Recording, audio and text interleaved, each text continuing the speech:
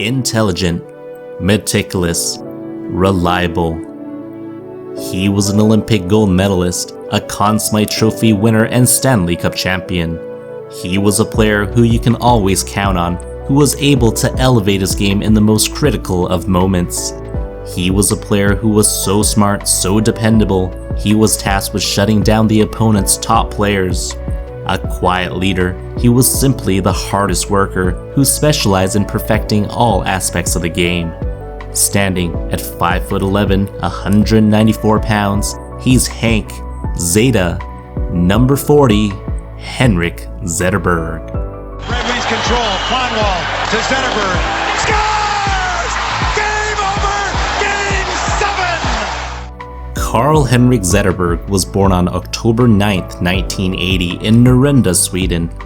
Dad was a hockey player himself, and it was he who introduced the young Swede to the sport. Zetterberg was smaller than the other kids, which forced him to develop the mental aspect of the game, the trait that he will later be known for. Zetterberg's first hockey team was Njurunda before joining Timra at the age of 14.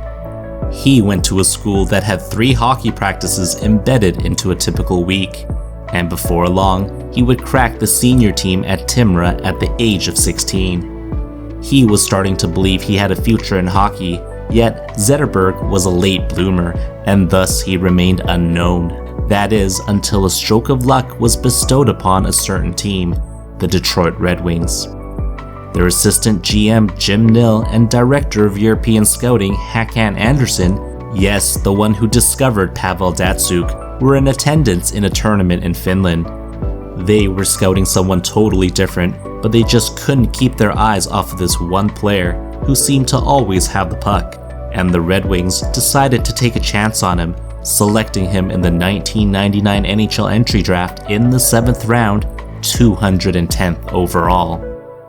They believed that Zetterberg's ceiling would be a 4th-line center, but little did they know at the time, he was a diamond in the rough, and his drive, his aspirations would far exceed a mere complimentary player. Zetterberg would continue to spend his next 3 seasons developing in Sweden, but in 2002, he had clearly outgrown the league and he sought to prove himself in the NHL.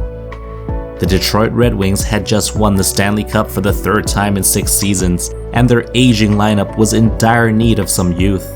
Pavel Datsyuk had excelled in his rookie season the previous year, and a 22-year-old Zetterberg was set to follow in his footsteps. Zetterberg would go on to score 22 goals and 22 assists as he registered 44 points in 79 games, quietly leading all rookies, finishing behind only Barrett Jackman for the Calder Trophy, given to the Rookie of the Year. In his 2nd season, Zetterberg would nearly match his point total from his rookie year, but in 18 less games. But his season was cut short due to a broken leg. And due to the NHL lockout in the 04-05 season, Zetterberg would return to Timra for a year, leading the league in scoring with 50 points in as many games. Zetterberg would return after the lockout in 2005, as he would finally blossom into the star player we know him as. He was strong, maintaining control of the puck here and winning battles there. He was everywhere. He was tenacious, regularly leading forecheck, never giving his opponents a chance to even breathe. He was intelligent, as its undeniable vision allowed him to see passing lanes invisible to the naked eye. But perhaps most importantly, he was cut from the same fabric as longtime team captain Steve Yzerman.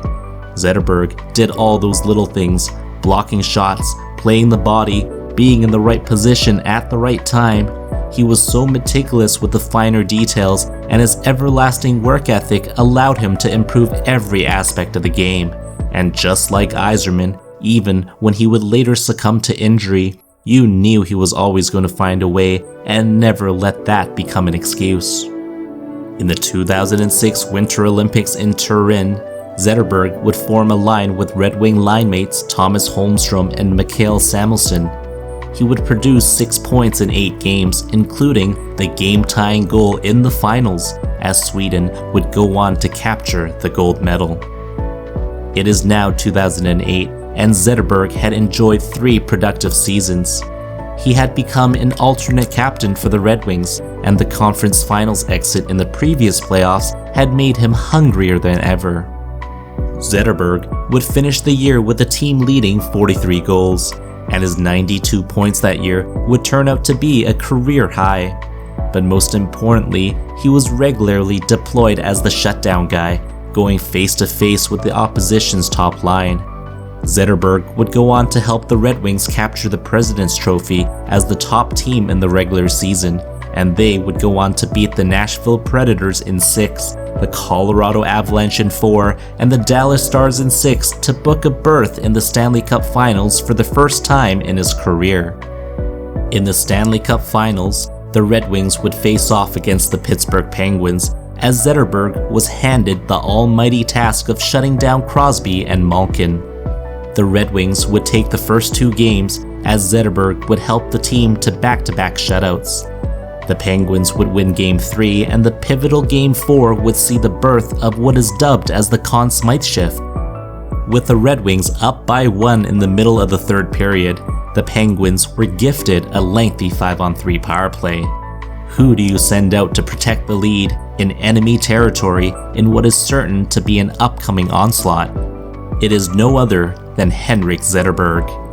Almost running on fumes, he was still blocking shots, intercepting passes, denying zone entries, taking away easy tap-ins, and even skating the puck down the ice to run down the clock. And this was all in the span of 1 shift, my friends. Galvanized by this behemoth of a penalty kill, the Red Wings would take Game 4 as it propelled the team to the Stanley Cup.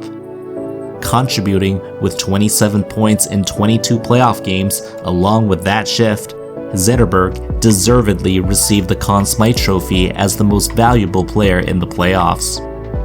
In the following 08-09 season, Zetterberg would lead the Red Wings back to the Stanley Cup Finals, but even his 24 playoff points weren't enough, as they'd fall in Game 7 to the same Pittsburgh Penguins.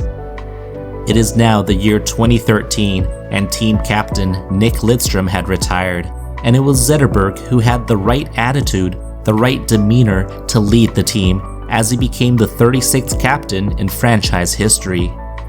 Just like he'd done all his career, he was going to lead by example. The work ethic, the compete, the pride of being a Red Wing, those were all the traits he learned from Yzerman, and those were the traits he wanted to pass down to the next generation of players. But just like his predecessor, Zetterberg would have to fight through injury to achieve that. Zetterberg had always had back spasms, dating back to the year 2006, and by 2014, his back had deteriorated aggressively. It turned out that one of his discs in his spine was pressing on his nerve, which meant he couldn't control his ankle. Just a few days later, he went in for surgery that kept him out for months. But Zetterberg knew his team needed him, and as team captain, he was going to lead no matter the cost. He would later return in the playoffs for 2 games before the team lost the series. The result wasn't important. Zetterberg played with his ankle all bandaged up.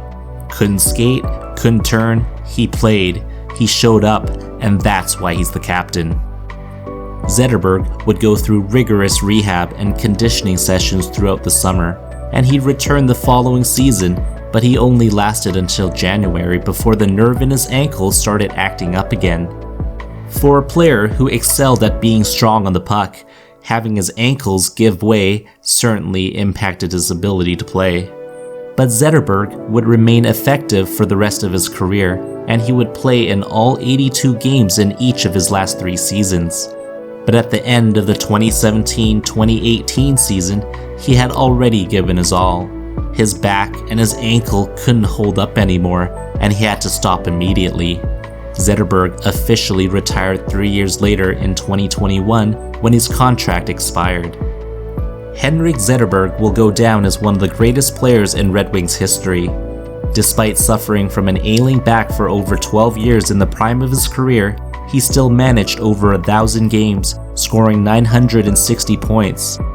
He might have been less dynamic as some of the other superstars around, but Zetterberg was a superstar in his own right. He was less flashy, yes, but he was just so efficient with everything he did. He always did the right thing, always the right way. And it is with this in which we should all take a lesson from Henrik Zetterberg.